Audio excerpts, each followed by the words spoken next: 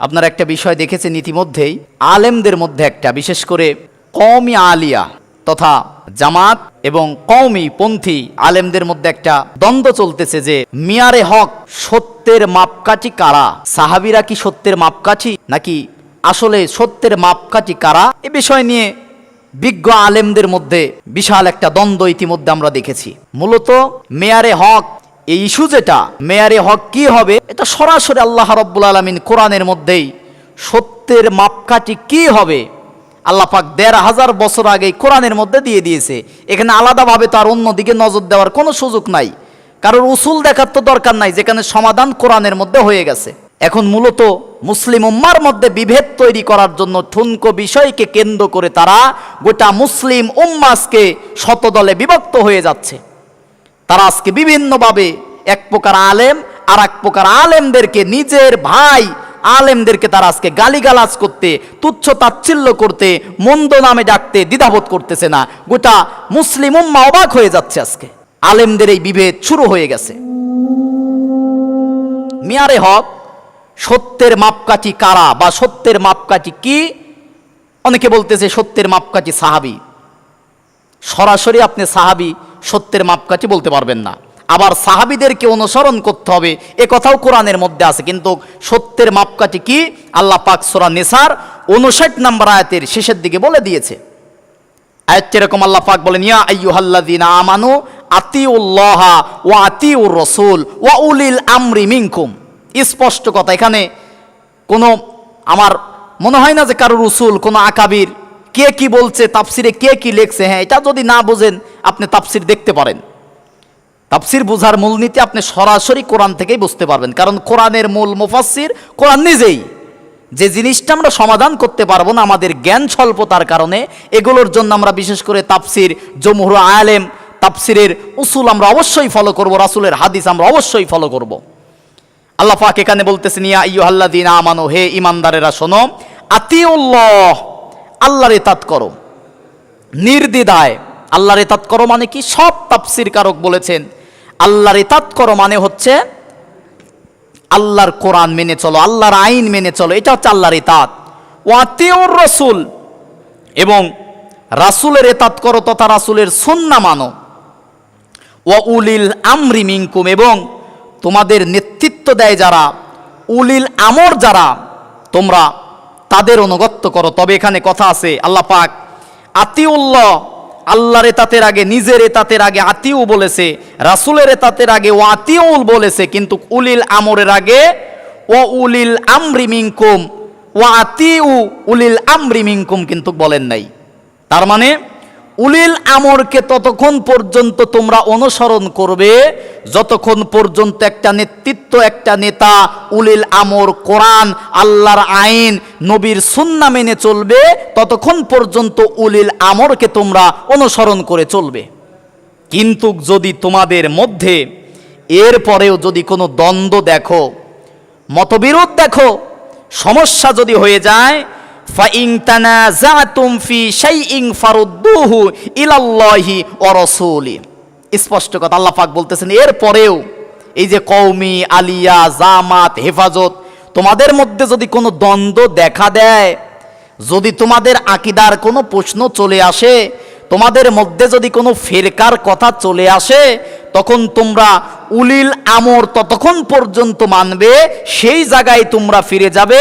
Fine তানাযাতুম ফি শাইইন ফারুদ্দুহু ইলাল্লাহি ওয়া রাসূলি, আল্লাহর কোরআনের দিকে এবং রাসূলদের দিকে তোমরা ফিরে যাবে।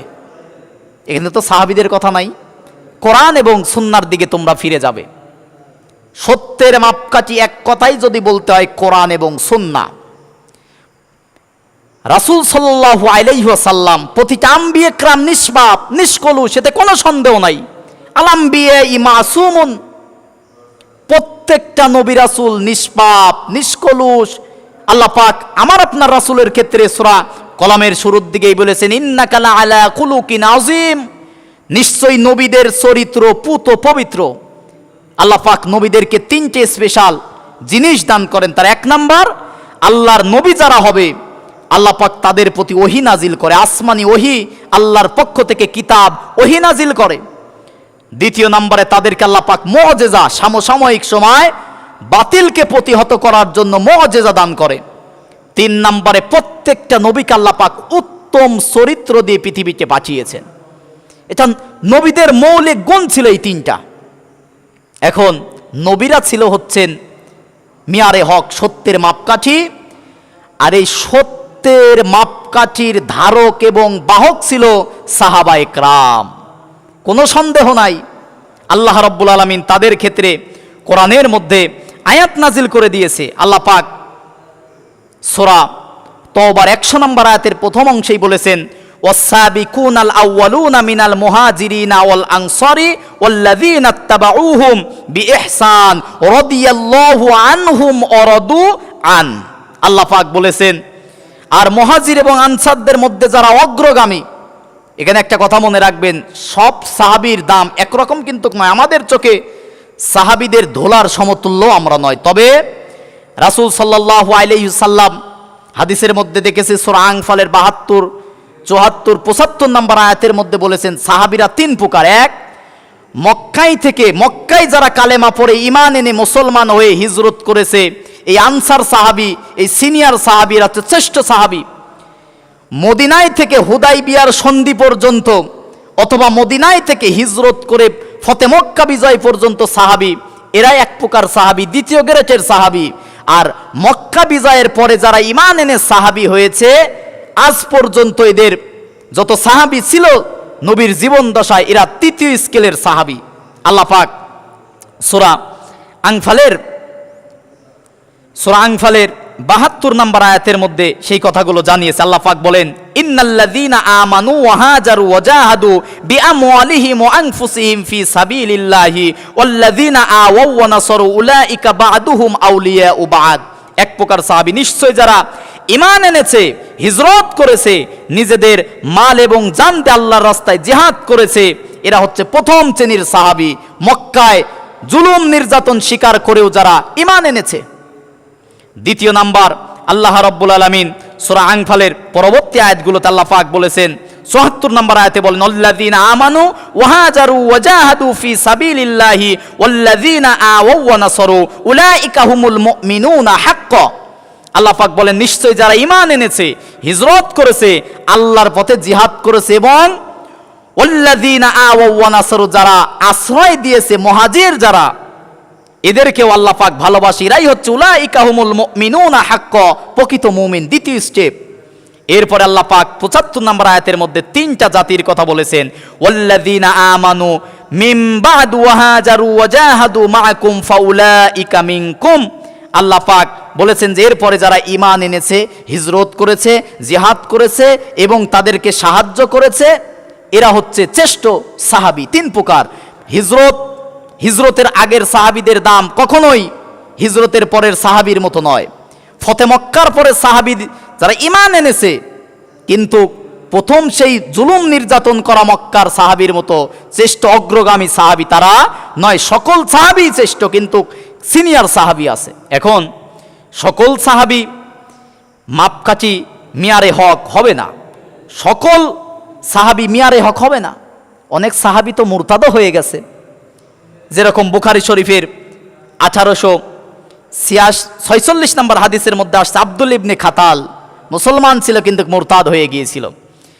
উবাইদুল্লাহ ইবনে জাহাশ তিনি মুরতাদ হয়ে গেছে, ঈমান এনেছিল কিন্তু মুরতাদ হয়ে গেছে। আব্দুল্লাহ ইবনে আবি সারফ, যদিও ইনি মুরতাদ হওয়ার পরে আবার তওবা করে ফতে মক্কার পরেতে ঈমান এনেছে, কিন্তু সাহাবীরাও তো মুরতাদ হয়ে গিয়েছিল। এজন্য আমাদের আকীদা আহলে সুন্নাত ওয়াল জামাত, আপনারা যারা দাবি করেন আমাদের আকীদা, প্রত্যেকটা নবী, রাসূল, আম্বিয়ে কেরাম তারা হচ্ছে নিষ্পাপ, নিষ্কলুষ, মাহফুজ। আম্বিয়ে কেরাম মাসুম, আর সাহাবে কেরাম যারা হচ্ছে তারা হচ্ছে মাহফুজ। আল্লাহ পাক তাদেরকে হেফাজত করেছে, যাদের শানে আল্লাহ পাক সূরা ফাতির 18 নম্বর আয়াতের মধ্যে লাকাদ রাদিয়াল্লাহু আনিল মুমিনিন, আল্লাহ পাক বলেছেন আমরা তার প্রতি খুশি হয়েছি। সেই সাহাবীদের প্রতি আল্লাহ পাক বলেন, লাকাদ রাদিয়াল্লাহু আনিল মুমিনিনা ইয ইউবাইউনাকা তাহতাশ শাজারা। ওই যে হুদাইবিয়ার সন্ধির সময় যারা, হে নবী আপনার হাতের নিচে হাত দিয়ে যে সমস্ত 1400 সাহাবী হাতের ওপর হাত দিয়ে বায়াত গ্রহণ করেছে, তাদের হাতের নিচে আমি আল্লাহ রাব্বুল আলামিনের কুদরতি হাত তথা সাহায্য ছিল সেই সব সাহাবীদের প্রতি লাকাদ রাদিয়াল্লাহু আনিল মুমিনিন, ওই সমস্ত মুমিনদের প্রতি আমি আল্লাহ পাক রাজি এবং খুশি হয়ে গেছি। সূরা তাওবার 100 নম্বর আয়াতের মধ্যে আল্লাহ পাক বলেছেন, আস-সাবিকুনাল আউয়ালুনা মিনাল মুহাজিরিনা ওয়াল আনসারি ওয়াল্লাযিনা ইত্তাবাউহুম বিইহসান, ওই সমস্ত মুহাজির, ওই সমস্ত আনসারদের মধ্যে যারা অগ্রগামী, যারা প্রথম হিজরত করেছে, যাদেরকে প্রথম সাহায্য করা হয়েছে, সুন্দরভাবে তাদেরকে তোমরা অনুসরণ করো। কারণ লাকাদ রাদিয়াল্লাহু, আল্লাহ পাক বলতেছেন রাদিয়াল্লাহু আনহুম ওয়া রাদু আন, সেই সমস্ত সাহাবীদের প্রতি আমি আল্লাহও খুশি হয়ে গেছি, সাহাবীরাও আমি আল্লাহর প্রতি খুশি হয়ে গিয়েছে। সুবহানাল্লাহ। এজন্য সত্যের মাপকাঠি একমাত্র কোরআন এবং প্রতিটা আম্বিয়া একরাম নবী রাসূল। আর এই মাপকাঠির মিয়ারে হকের ধারক এবং বাহক হচ্ছে সাহাবী একরাম। এক কথাই বলা যাবে না, অবশ্যই সাহাবীদেরকে অনুকরণ করতে হবে। সূরা হাশরের 9 নম্বর আয়াতের মধ্যেও আছে। কিন্তু এক কথায় সত্যের মাপকাঠি কোরআন এবং সুন্নাহ। প্রতিটা নবী রাসূল মাসুম, নিষ্পাপ, নিষ্কলুষ, সাহাবা একরাম মাহফুজ, তাদেরকে আল্লাহ পাক হেফাজত করেছে। এ অর্থে এদেরকেও আপনারা মিয়ারে হক দাবি করতে পারেন, কিন্তু এক কথাই মিয়ারে হক কোরআন এবং সুন্নাহ। প্রত্যেকটা নবী আলাইহিস সালাতু ওয়াস সালাম, প্রতিটা রাসূল সাল্লাল্লাহু আলাইহি সাল্লাম মিয়ারে হক, এবং সাহাবীরা সেই মিয়ারে হকের ধারক এবং বাহক। এই নিয়ে তো ফতোয়াবাজি, ফিতনা করার সময় এখন নয়। এখন ঐক্যবদ্ধ হয়ে ইসলামী খেলাফা, রাসূল সাল্লাল্লাহু আলাইহি ওয়াসাল্লাম যে ঐক্য নিয়ে ইসলামী রাষ্ট্র গঠন করেছিল, আজকে কওমি, আলিয়া, জামাত, হেফাজত, চরমনাই, সারসিনা, ফুরফিরা সকল ঠুনকো বিভেদ ভুলে গিয়ে এক প্ল্যাটফর্মে এসে ঐক্যবদ্ধ হয়ে আল্লাহর জমিনে আল্লাহর রাজ কায়েমের চূড়ান্ত শপথ নিয়ে আল্লাহর রাজ কায়েমের কর্মসূচি পালন করতে হবে।